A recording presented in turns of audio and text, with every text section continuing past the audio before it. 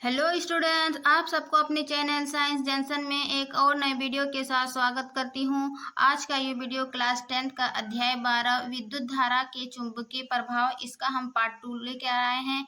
क्योंकि ये पार्ट 1 में जो है इसका हम कंप्लीट थ्योरी पढ़ चुके हैं, जिसमें से एक विद्युत मोटर और एक विद्युत जनित्र रह गया था। क्योंकि वीडियो लंबी हो रही थी, इस कारण हम उस वीडियो में नहीं बताएं। जो विद्युत मोटर और विद्युत जनित्र को थोड़ा सा अच्छे से समझते हैं कि वो किस सिद्धांत पर कार्य करता है, उसका संरचना क्या है, इसका हम यूज कहाँ कहाँ करते हैं। ठीक है, तो जानेंगे हम इस वीडियो में विद्युत मोटर और विद्युत जनित्र। ठीक है, इससे पहले वाला वीडियो यानी कि विद्युत धारा के चुंबकीय प्रभाव पार्ट 1 में इसका हम कंप्लीट थ्योरी बताए हैं। यदि आप थ्योरी नहीं देखे तो चैनल पर प्लेलिस्ट बना हुआ है, आप वहां से इसका कंप्लीट थ्योरी देख सकते हैं। ठीक है, इसका नेक्स्ट वीडियो में हम इसका कंप्लीट प्रश्न उत्तर लेकर आएंगे, तो वीडियो में बने रहे। चलिए बिना देरी के शुरू करते हैं आज की क्लास, यानी कि विद्युत मोटर को हम जानते हैं। ठीक है, ये विद्युत मोटर क्या है, जिसको हम बोलते हैं इलेक्ट्रिक मोटर। यह विद्युत मोटर एक ऐसी युक्ति है जो विद्युत ऊर्जा को यांत्रिक ऊर्जा में बदलती है। मीन्स ये किस सिद्धांत पर कार्य करता है, यानी कि ये जो विद्युत ऊर्जा जो हम देखते हैं, विद्युत यानी कि जो हमें घरे में यूज होता है विद्युत, उस ऊर्जा को क्या करते हैं, यांत्रिक ऊर्जा में बदलती है। यांत्रिक ऊर्जा क्या होती है, यानी कि जो विद्युत के कारण, ठीक है, जो विद्युत के कारण इसके जो कार्य करने की क्षमता, कार्य करने की इसके अंदर जो गुण आ गया, उसको क्या करेंगे, यांत्रिक ऊर्जा कहेंगे। ठीक है ना, इसके अंदर में ऊर्जा आ जाती है। ठीक है, तो यही है कि विद्युत मोटर एक ऐसी युक्ति है जो विद्युत ऊर्जा को यांत्रिक ऊर्जा में बदलती है। सबसे पहला पॉइंट ये याद रखिएगा। ठीक है, अब इसके बारे में हम जानें कि ये किस सिद्धांत पर कार्य करते हैं। ठीक है, तो यह विद्युत धारा के चुंबकीय प्रभाव पर आधारित है। चुंबकीय प्रभाव यानी कि जब हम इसका ये चैप्टर पढ़ रहे थे, कि देखिए चैप्टर का ही नाम है विद्युत धारा के चुंबकीय प्रभाव। इसका हम जो है विद्युत के कारण चुंबक का गुण उत्पन्न होना या फिर चुंबक के कारण विद्युत उत्पन्न होना, इन सभी गुण को जो हम इसका थ्योरी वाले पार्ट में देख चुके थे। तो ये विद्युत मोटर जो है वो उन्हीं पर कार्य करता है, यानी कि चुंबकीय प्रभाव पर ये आधारित है। ठीक है, जब किसी धारावाही कुंडली को, देखिए धारावाही कुंडली क्या है, ये है एक कुंडली। ठीक है, धारावाही कुंडली मीन्स इस कुंडली में हम क्या करते हैं, धारा प्रभावित करते हैं। और धारा प्रभावित करने के लिए क्या करते हैं, एक बैटरी लेते हैं, उस पर एक प्लग लगाते हैं और इसको तार से कुंडली को जोड़ देते हैं। ठीक है, तो ये एक धारावाही कुंडली होगा, मीन्स इसमें करंट प्रभावित हो रही है। तो धारावाही कुंडली को किसी चुंबकीय क्षेत्र में रखा जाता है। चुंबकीय क्षेत्र क्या हुआ, चुंबकीय क्षेत्र क्या हुआ कि यदि कोई चुंबक है और उसके चारों ओर जितनी ओर वो चुंबकीय बल को संसूचन करती है, यानी संसूचन करती है, यानी जितनी ओर बल को अपनी ओर आकर्षित करती है, उसी क्षेत्र को क्या कहेंगे, चुंबकीय क्षेत्र। तो चुंबकीय क्षेत्र में रखा जाता है, यानी कि ये चुंबकीय क्षेत्र एक नॉर्थ और एक साउथ, इसकी दो पोल होती है, नॉर्थ और साउथ। ये चुंबकीय क्षेत्र में रखा जाता है, यानी जहाँ तक ये चुंबक अपनी ओर आकर्षित करते हैं किसी लो पदार्थ को। ठीक है, यानी कि लोहा या लोहयुक्त चीजों को, तो चुंबकीय क्षेत्र में रखा जाता है क्या, धारावाही कुंडली को। ठीक है, तो उस पर एक बल युग्मक कार्य करता है। ठीक है, तो जब ये धारावाही कुंडली को एक चुंबकीय क्षेत्र में रखा जाता है तो क्या होता है, इस पर एक बल युग्म कार्य करता है। और इस बल युग्म की दिशा जो है वो फ्लेमिंग के बाएं हाथ के नियम द्वारा ज्ञात की जाती है। अब फ्लेमिंग के बाएं हाथ का नियम क्या था, जैसे थ्योरी में जो बताए थे कि फ्लेमिंग का बाएं हाथ का नियम था, यदि हम अपने बाएं हाथ का अंगूठा, तर्जनी और मध्यमा को इस प्रकार फैलाए कि ये तीनों जो है वो एक दूसरे के क्या हो, लंबवत हो। ठीक है ना, देखिए इस प्रकार यदि हम, और ये अंगूठा जो है वो बल की दिशा, और ये तर्जनी जो है वो चुंबकीय क्षेत्र, और मध्यमा जो है वो धारा की दिशा को बताता है। ठीक है ना, वही हम बताए थे थ्योरी वाला वीडियो में कि अपने हाथ की तर्जनी, मध्यमा तथा अंगूठा को इस प्रकार फैलाइए कि ये तीनों एक दूसरे के परस्पर लंबवत हो। ठीक है ना, अपने यहाँ चूंकि ये फ्लेमिंग का बायां हाथ नियम है, तो अपने बाएं हाथ को इस प्रकार फैलाइए। ठीक है, और ये तर्जनी जो है चुंबकीय क्षेत्र की दिशा, यानी कि ये बीच वाला ये ये तर्जनी जो है वो चुंबकीय क्षेत्र की दिशा और मध्यमा चालक में प्रभावित धारा की दिशा की ओर संकेत करती है। तो अंगूठा क्या होगा, चालक की गति या दिशा, चालक की गति की दिशा या बल की दिशा की ओर संकेत करेगा। ठीक है ना। देखिए इसका यूज भी हम बताए थे कि फ्लेमिंग का बायां हस्ताक्षर में विद्युत मोटर या फिर लाउड स्पीकर इसमें किया जाता है। तो विद्युत मोटर इसी को हम जानेंगे जो यूज करते हैं, किस सिद्धांत पर कार्य करता है। तो देख लिए कि फ्लेमिंग के बाएं हाथ के नियम द्वारा ज्ञात की जाती है क्या, इसकी बल की दिशा। जो हम धारावाही कुंडली रखें चुंबकीय क्षेत्र में, तो इस पर एक बल युग्मक कार्य करता है। ठीक है, और ये बल युग्मक जो है ये फ्लेमिंग के बाएं हाथ के नियम द्वारा ज्ञात की जाती है। इतना समझ गए, यानी कि इसका सिद्धांत। और ये क्या करता है, विद्युत ऊर्जा को यांत्रिक ऊर्जा में बदलती है।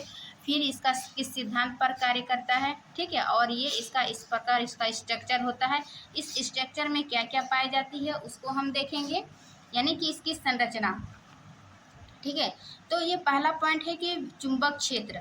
चुंबक क्षेत्र यानी कि ये जो हम रखे चुंबक क्षेत्र नॉर्थ और ये साउथ, दो पोलों के बीच है ना, क्योंकि चुंबक में दो पोल होती है, नॉर्थ और साउथ। तो यह चुंबक क्षेत्र क्या है, यह एक शक्तिशाली चुंबक होता है जिसके दो ध्रुव है ना, यानी कि नॉर्थ और साउथ, उत्तरी ध्रुव और दक्षिणी ध्रुव होते हैं, जो यहाँ पर भी है ना। चुंबकीय क्षेत्र यह क्या है, यह एक शक्तिशाली चुंबक होता है जिसके दो ध्रुव होते हैं, नॉर्थ उत्तरी ध्रुव तथा दक्षिणी ध्रुव। ठीक है, उसके बाद दूसरा नंबर में क्या है, आर्मेचर। आर्मेचर क्या है, इसी को हम बोलेंगे जो एक आयताकार होती है ABCD, इसी को हम आर्मेचर कहते हैं, है ना। यह एक आयताकार कुंडली होती है। ठीक है ना, यही कुंडली आयताकार कुंडली होती है जिस पर क्या है, तांबे के तार के बहुत अधिक फेरे होते हैं।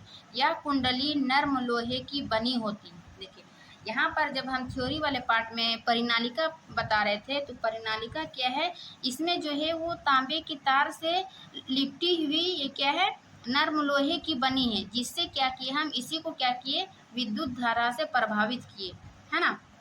धारावाही कुंडली को, ये कुंडली को विद्युत से प्रभावित किए, इसीलिए हम इसको बोले धारावाही कुंडली में, क्योंकि ये कुंडली उस तांबा में नर्म लोहे की तांबा लिए इस धारा के कारण जो है इस कुंडली में विद्युत धारा प्रभावित होगा। ठीक है ना, तो ये आर्मेचर, ये दूसरा स्ट्रक्चर है। तीसरा स्ट्रक्चर क्या है, विभक्त वलय। विभक्त वलय क्या है, विभक्त वलय अर्धवृत्ताकार वलय होते हैं, यानी कि ये है ना, ये इस प्रकार की ये संरचना इसका है ना, इसको ऐसे ऐसे कर दिए,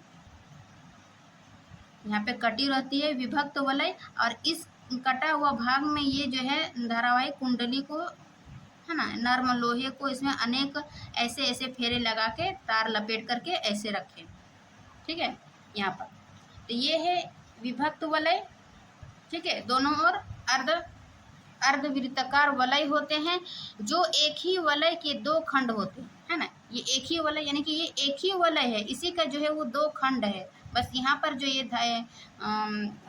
तांबे के तार से लपटी हुई कुंडली रखें, उसको ये जो ये दोनों को अलग करती है, यानी कि अर्धवृत्ताकार हो जाती है, अर्धवृत्ताकार वलय।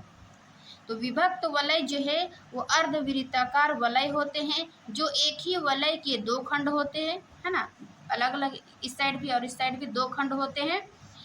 आर्मेचर के सिरे विभक्त वलयों से जुड़े होते हैं। ये आर्मेचर का सिरा यानी कि ये कुंडली ABCD आर्मेचर, ये क्या है, तो ये विभक्त वलय से जुड़े होते हैं। देखो यहाँ पर इसका जो तार आया है ना आर्मेचर का, तो इससे विभक्त वलय से जुड़े होते हैं। ठीक है, अब इसका चौथा स्ट्रक्चर है ब्रूस। ब्रूस का क्या कार्य है, ब्रूस कार्बन की बनी दो पत्तियां होती है जो विभक्त वलय से जुड़े होते हैं।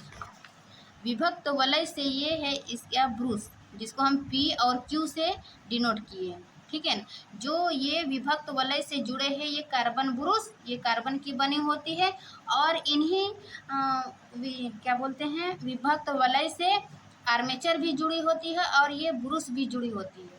ठीक है, जुड़े होते हैं और विद्युत धारा एक बुरुश से प्रवेश करके दूसरे बुरुश से निकलती है। यानी कि जब हम इसमें धारा प्रवाहित करेंगे तो एक बुरुश से क्या करेगा, जब इसको हम ऑन करेंगे कुंजी को, तो ये इससे विद्युत धारा जाएगी ऊपर, ठीक है। और ये विद्युत धारा प्रभावित होकर ऐसे करके फिर ये दूसरे बुरुश से होते हुए बाहर निकलेगी। यानी एक बुरुश से विद्युत धारा प्रवेश करेगी और दूसरी बुरुश से विद्युत धारा क्या होगी, नीचे आएगा, ठीक है ना। तो ये था कि बुरुश जो है कार्बन की बनी दो पत्तियां होती है जो विभक्त वलय से जुड़ी होती है। विद्युत धारा एक बुरुश से प्रवेश करके दूसरे बुरुश से निकलती है, ठीक है। इसका कंप्लीट स्ट्रक्चर हम जान चुके हैं विद्युत मोटर का, और ये किस सिद्धांत पर कार्य करती है। इसका विद्युत मोटर क्या है कि ये एक विद्युत ऊर्जा को यांत्रिक ऊर्जा में बदलती है, ठीक है। अब इसका हम कार्य विधि समझेंगे, यानी कि ये किस प्रकार कार्य करते हैं, ठीक है। तो जानते हैं कि माना कि कुंडली ABCD क्षैतिज स्थिति में है, जो कि ABCD क्या है, एक क्षैतिज स्थिति में है, ठीक है। जब कुंजी को दबाया जाता है, वही जिसमें कुंजी को दबाया जाता है, तब धारा बुरुश X से प्रवेश करके Y से वापस आती है ना। ABCD एक क्षैतिज है स्थिति में रखे हैं और ये P और Q क्या है, ये बुरुश है। इसमें क्या करेंगे, यानी X और Y, इसको एक और जब कुंजी को ऑन करेंगे तो इससे एक धारा प्रभावित होगा, X से धारा प्रभावित होकर वायु से नीचे आएगा, ठीक है ना। वही कि X Y से वापस आती है। फ्लेमिंग के बाएं हाथ के नियम के अनुसार भुजा, फ्लेमिंग के बाएं हाथ के नियम के अनुसार ये कार्य करती है, ठीक है। तो भुजा BCOAD पर कोई बल नहीं कार्य कर रहा है, क्योंकि ये दोनों भुजाएं जो है चुंबकीय क्षेत्र के समानांतर है, ठीक है। भुजा AB पर नीचे की ओर तथा भुजा DC पर ऊपर की ओर एक बल कार्य करेगा। चूंकि ये विद्युत मोटर जो है, अभी हम देखें कि फ्लेमिंग के बाएं हाथ के नियम के अनुसार ही कार्य करता है, तो इसके अनुसार क्या था कि अंगूठा ऊपर की ओर है ना बल कार्य करेगा। तो इसीलिए बोल रहा है कि ABCD जो है ये कार्य नहीं करेगा, चूंकि A और B ऊपर की ओर बल पर है ना, AB पर नीचे की ओर तथा भुजा CD पर ऊपर की ओर एक बल कार्य करेगा। AB नीचे की ओर और CD ऊपर की ओर एक बल कार्य करेगा, जो कि फ्लेमिंग के बाएं हाथ के नियम के अनुसार है, ठीक है। यानी कि इसको जब ये कुंडली घूमेगी है ना, तो ये इस प्रकार इसका स्ट्रक्चर चेंज हो जाएगा, यानी CD इसके स्थान पर आ जाएगा और AB इधर आ जाएगा। तो ये AB जो है ऊपर कार्य करेगा, नीचे कार्य करेगा, और CD ऊपर की ओर कार्य करेगा, ठीक है ना, जो फ्लेमिंग के बाएं हाथ के नियम के अनुसार है। यह बल कुंडली के वामावर्त दिशा में घूमती है, यानी कि क्लॉकवाइज है ना, नहीं सॉरी एंटी क्लॉकवाइज। देखो ये ऐसे घूमती है, यानी XY यहाँ पर क्या था, ब्रूस था, और ये PQ क्या है, विभक्त वलय। तो ये ऐसे कार्य करती है ना, ऐसे। फ्लेमिंग के बाएं हाथ के नियम, ये ऊपर कार्य करेगा अंगूठा, और ये चुंबकीय क्षेत्र और धारा की दिशा इस प्रकार। तो इसकी धारा की दिशा ये वामावर्त होगा, एंटी क्लॉकवाइज, ठीक है, दिशा में घूमता है। जब कुंडली आधे चक्कर को पूरा कर लेती है, यानी कि जब ये घूमेगी है ना, यही कुंडली जब घूमेगी तो AB इधर आ जाएगा और ये CD इधर आ जाएगा। वे बोल रहे जब आधा चक्कर घूमेगी, ठीक है, पूरा कर लेती है, तब विभक्त वलय जो है वो अपना स्थान बदल लेते हैं। अब भुजा CD पर नीचे की ओर तथा AB ऊपर की ओर बल कार्य करता है। इसे कुंडली सदैव वामावर्त दिशा में घूमती है, यानी कि जब ये कुंडली घूमेगी, अभी क्या कर रहा था कि AB नीचे की ओर कार्य कर रहा था, ठीक है ना, AB नीचे की ओर, लेकिन जब ये कुंडली घूमती है तो AB ऊपर की ओर कार्य करती है और CD नीचे की ओर, और ये हमेशा जो है वो एंटी क्लॉकवाइज मीन्स वामावर्त दिशा में ये घूमती है कुंडली, ठीक है ना। तो ये यानी कि इसका सबसे पहले ये किस सिद्धांत पर कार्य करता है, उसके बाद इसका स्ट्रक्चर को समझ लिए, उसके बाद ये किस है ना कार्य विधि, यानी कि ये किस प्रकार कार्य करती है। यानी कुंडली जब घूमती है तो क्या हुआ, वो धारावाही पुरुष से है जो एक्स से प्रवेश करेगा और वाई से वापस आती है, और ये फ्लेमिंग के बाएं हाथ के नियम के अनुसार जो है ये कार्य करेगा ए बी नीचे की ओर तथा सी डी ऊपर की ओर। लेकिन जब ये घूमती है ना, तो इसका स्थान चेंज हो जाएगा। क्या होगा, ए बी जो है वो सी डी के स्थान पर आ जाएगा और सी डी ए बी के स्थान पर आ जाती है। तो इस प्रकार ए बी जो है अब नीचे की ओर जो कार्य कर रही थी, तो ये अब ऊपर की ओर कार्य करेगी और ये सी डी नीचे की ओर। इस प्रकार ये घूमती है वामावर्त, यानी से एंटी क्लॉकवाइज ये घूमती है। और ये विद्युत मोटर इसकी कार्यविधि इस प्रकार की ये होती है। ठीक है ना।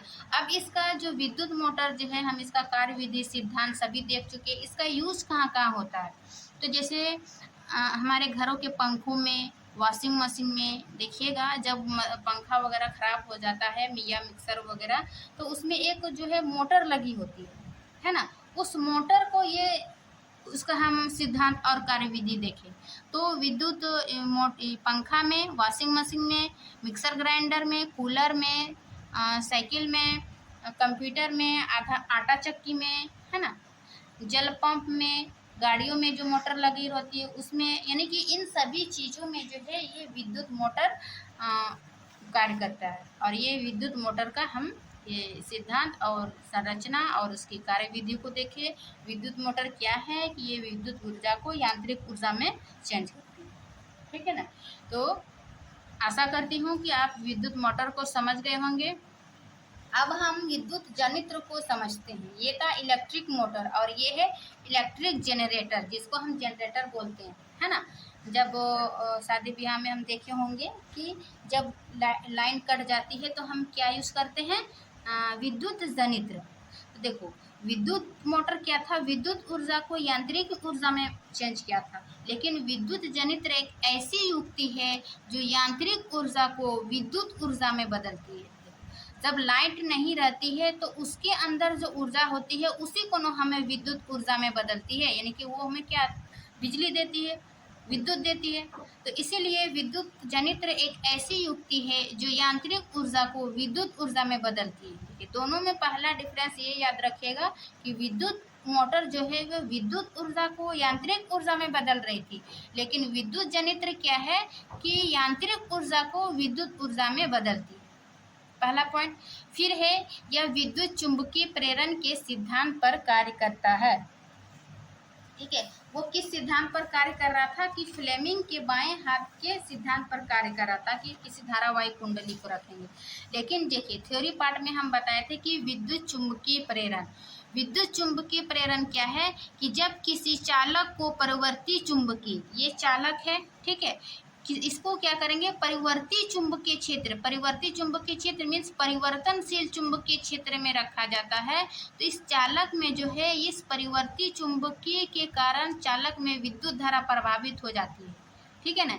यह धारा प्रेरित विद्युत धारा कहलाती है, जो चुंबकीय क्षेत्र के कारण इस धारा में जो धारा प्रभावित हुआ है ना, तो इसी को क्या कहेंगे, धारा, विद्युत धारा कहलाती है। और यह घटना जो है विद्युत चुंबकीय प्रेरण कहलाती है। इसका हम क्रियाकलाप भी किए थे कि क्रियाकलाप 1 और क्रियाकलाप 2 में हम कैसे कंफर्म करेंगे कि इसमें जो है विद्युत धारा प्रभावित होगा। तो इसमें एक गैल्वेनोमीटर रखते हैं। गैल्वेनोमीटर जब इसमें विद्युत धारा प्रभावित होती है तो यह विक्षेपित हो जाती है ना। इसी से हम कंफर्म किए कि ये परिवर्ती चुंबकीय क्षेत्र के कारण इस चालक में जो है विद्युत धारा प्रभावित हुआ। ठीक है ना। तो विद्युत जनित्र जो है वो एक चुंबकीय प्रेरण के सिद्धांत पर कार्य करता है। चुंबकीय प्रेरण हम देख चुके हैं क्या है। अब ये विद्युत चुंबकीय प्रेरण जो है, विद्युत जनित्र जो है वो 2 प्रकार के होते हैं। एक है दिष्ट धारा और दूसरा है क्या, प्रत्यावर्ती धारा, जिसको एसी जनरेटर कहते हैं। और इसको दिष्ट धारा को हम डीसी जनरेटर कहते हैं और प्रत्यावर्ती धारा को हम एसी जनरेटर कहते हैं। ठीक है। और डिस्ट धारा को और क्या कहते हैं, इसको डायनेमो भी बोलते हैं, है ना। और ये प्रत्यावर्ती धारा को अल्टरनेटर कहते हैं। क्यों, चूँकि ये दिष्ट धारा जो है इसमें डायरेक्ट करंट उत्पन्न करती है, ठीक है, इसीलिए इसको डायनामो कहते हैं। और ये प्रत्यावर्ती धारा जो है यानी कि अल्टरनेटर जो है उसमें अल्टरनेटिव करंट प्रभावित होती है। कैसे? क्योंकि ये दिष्ट धारा जो है जिसका मान हमेशा समान रहता है और दिशा भी समान रहता है, यानी कि यदि किसी प्रत्यावर्ती धारा में यदि 5 एम्पियर प्रभावित हो रही धारा तो सभी में जो है वो 5 एम्पियर ही धारा प्रभावित होगा और इसका दिशा भी समान होगा, इसीलिए इसको दिष्ट धारा कहते हैं। और ये इसको डायनामो कहते हैं, यानी कि इसमें जो है डायरेक्ट करंट उत्पन्न होती है और ये इसकी दिशा जो है वो हमेशा समान रहता है और इसका मान भी हमेशा समान रहता है। लेकिन प्रत्यावर्ती धारा जो है ये एक ऐसी धारा होती है जिसका मान एवं दिशा जो है वो बदलते रहती है, ठीक है ना। किसी में 5 एम्पियर, फिर 10 एम्पियर, 5 एम्पियर, 20 एम्पियर, इसलिए इसका मान जो है बदलते रहती है।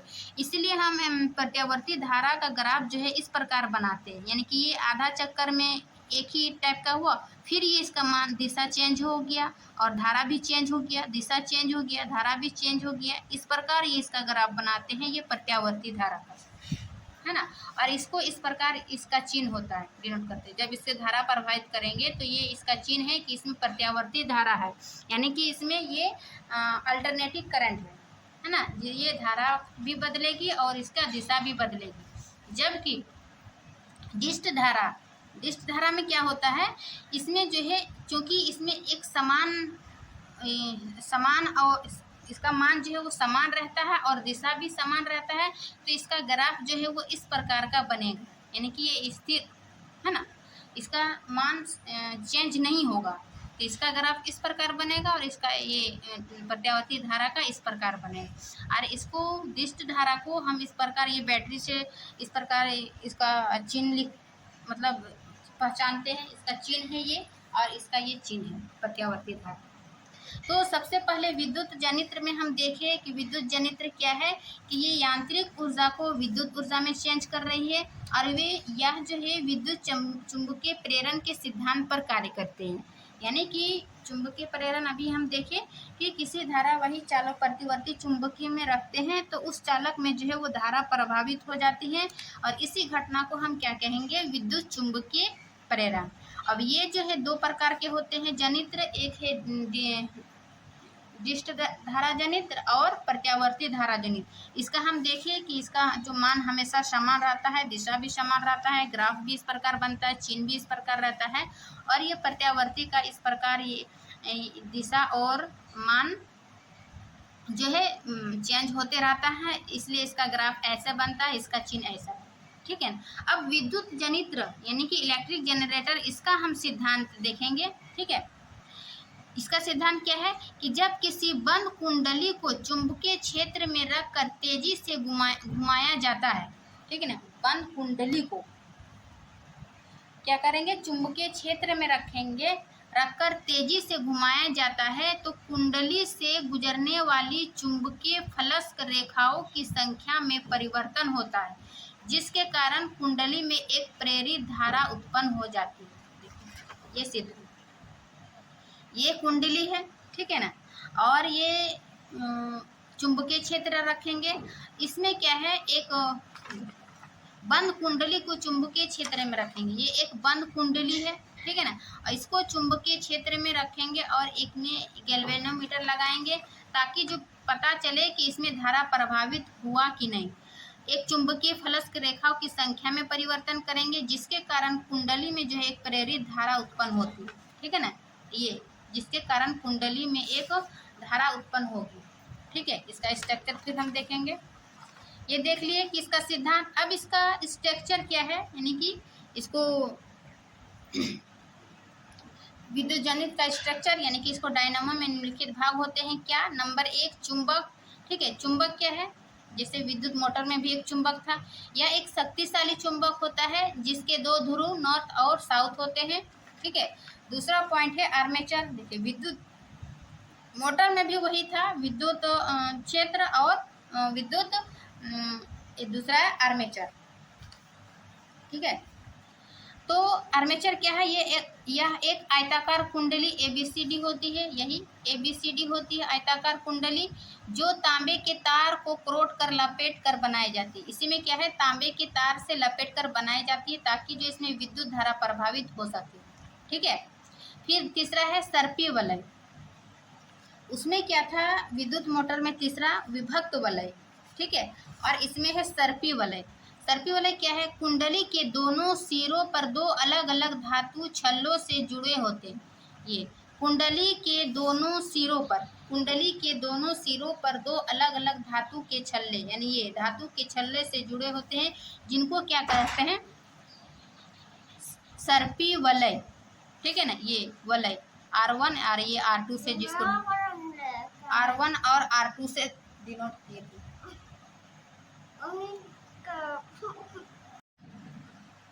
ठीक है, सर्पीय वलय को देखे, R1 ये और R2 था।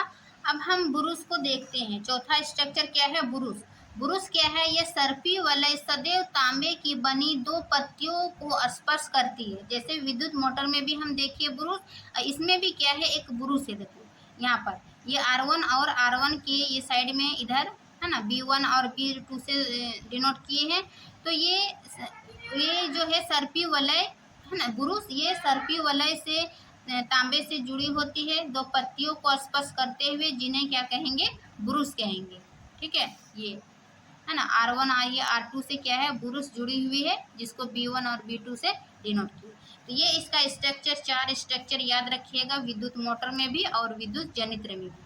ठीक है ना, पहला विद्युत चुंबकीय क्षेत्र, दूसरा आर्मेचर, और तीसरा ये सर्पीय वलय, और उसमें था विभक्त वलय, और चौथा जो है ये बुरुस, उसमें भी चौथा, एक तीसरा पॉइंट सर्पीय वलय और उसमें विभक्त वलय, ये नाम से दोनों इसका संरचना याद रखिएगा। अब इसकी कार्यविधि जो है जानेंगे। कार्यविधि क्या है कि जब कुंडली को चुंबकीय क्षेत्र में इस प्रकार घुमाया जाता है, ये कुंडली को चुंबकीय क्षेत्र में इस प्रकार घुमाया जाता है कि भुजा AB क्या है, ऊपर की ओर, तथा भुजा CD नीचे की ओर गति करता है। AB ऊपर की ओर और CD नीचे की ओर। देखो जैसे करंट ने ये चिन्ह ध्यान में रखिएगा कि ये ऊपर की ओर प्रभावित हो रहा है और CD नीचे की ओर, ठीक है, गति कर रहे हैं। तो फ्लेमिंग के दाएं हाथ के नियम के अनुसार, देखो इसमें हम क्या देखे थे, विद्युत मोटर में फ्लेमिंग के बाएं हाथ के नियम के अनुसार, ठीक है, लेकिन इसमें फ्लेमिंग के दाएं हाथ के नियम के अनुसार कुंडली में धारा की दिशा ABCD की ओर होगी। देखो उसमें फ्लेमिंग के दाएं के अनुसार ABCD पर नहीं होती थी, लेकिन बाएं हाथ के अनुसार, लेकिन विद्युत जनरेटर में क्या है, दाएं हाथ, फ्लेमिंग के दाएं हाथ के नियम के अनुसार कुंडली की में धारा की दिशा ABCD की ओर होगी, ठीक है ना। यदि कुंडली में फेरों की संख्या अधिक हो तो प्रत्येक फेरे में उत्पन्न विद्युत धारा जो है वो संकुलित होकर एक शक्तिशाली धारा का निर्माण करती है। बोल रहा है कि इसमें ABCD जो है धारा की दिशा होगी। यदि इसमें कुंडली में अधिक फेरे वाली, यानी कि कुंडली में ऐसे अधिक फेरे वाली क्या है, अधिक फेरे वाली उत्पन्न, जिसमें विद्युत धारा अधिक शक्तिशाली उत्पन्न होगा। यदि इसमें फेरों की संख्या अधिक है तो विद्युत धारा भी बहुत अधिक, मतलब शक्तिशाली धारा का निर्माण करेंगी। इस स्थिति में बाह्य परिपथ की धारा ब्रूस B2 से B1 की ओर होगी, यानी कि ब्रूस B2, इसमें ये जो है B2 से B1 की ओर होगी इस स्थिति में, ठीक है ना। अब क्या है, इसमें आधे चक्कर के बाद भुजा AB नीचे की ओर होगी। जब इसमें आधा चक्कर, यानी कि एक कुंडली आधा चक्कर घूमती है तो क्या करेगा, ब्रूस B2 नहीं, AB, भुजा AB नीचे की ओर कार्य करेगा। इसमें भुजा AB नीचे की ओर तथा भुजा CD ऊपर की ओर गति करती है। अतः विद्युत धारा की दिशा DCBA, यानी कि जब ये घूमती है आधा चक्कर तो ये क्या हो जाएगा, जैसे ABCD धारा प्रभावित हो रही है, लेकिन जब ये घूमने के बाद आधा चक्कर जब लगाती है तो ये DCBA ये क्या होगा, घूमेगी की ओर धारा प्रवाहित होगी और धारा की दिशा में परिवर्तन प्रत्येक आधे चक्कर के बाद होती है ना।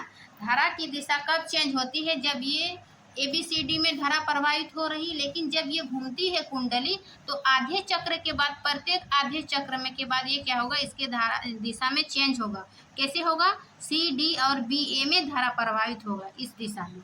ठीक है, वही बोल रहा है कि ऐसी धारा जो प्रत्येक आधे चक्र के बाद अपनी दिशा में परिवर्तन करे उसे प्रत्यावर्ती धारा कहेंगे। यहाँ पर भी वही बोल रहे थे कि प्रत्यावर्ती धारा क्या है कि ये आधा प्रत्येक क्या करें दिशा में जो है वो आधे चक्र में जिसका मान दिशा और मान चेंज हो रहा था, दिशा भी चेंज हो रहा था और इसका मान भी चेंज हो रहा था। यहाँ पर कि क्या था, प्रत्यावर्ती धारा में भी जो प्रत्येक आधे चक्र में क्या हुआ, अपनी दिशा में चेंज करती है और उसके धारा में भी चेंज होती है, उसी को क्या कहेंगे, प्रत्यावर्ती धारा कहते हैं। प्रत्यावर्ती धारा उत्पन्न करने वाली युक्ति प्रत्यावर्ती धारा जनित्र कहलाती है। ठीक है ना। और ये और जिसमें एक ही तरह का कार्य करेगा, यानी कि जिसका मान चेंज नहीं होगा, दिशा भी चेंज नहीं होगा, तो इसको दिष्ट धारा जनित्र कहेंगे। ठीक है, तो ये इस प्रकार हम देखिए विद्युत मोटर और विद्युत जनित्र। ठीक है ना, इसमें अंतर करके हम एक ही जगह बताएं ताकि आपको याद होगा कि ये किस सिद्धांत पर कार्य करता है ना। सबसे पहला पॉइंट याद रखिएगा, विद्युत मोटर विद्युत ऊर्जा को यांत्रिक ऊर्जा में और विद्युत जनित्र यांत्रिक ऊर्जा को विद्युत ऊर्जा में बदलती है। फिर ये दो प्रकार के होते हैं, दिष्ट धारा और प्रत्यावर्ती धारा। इसका ग्राफ ऐसा होता है, इसका चिन्ह ऐसा होता है, इसका सिद्धांत क्या है, इसकी संरचना क्या है और इसकी कार्य विधि। ठीक है ना, और इसका यूज। ठीक है, तो इस प्रकार हम इसका विद्युत मोटर और विद्युत जनित्र को देखें।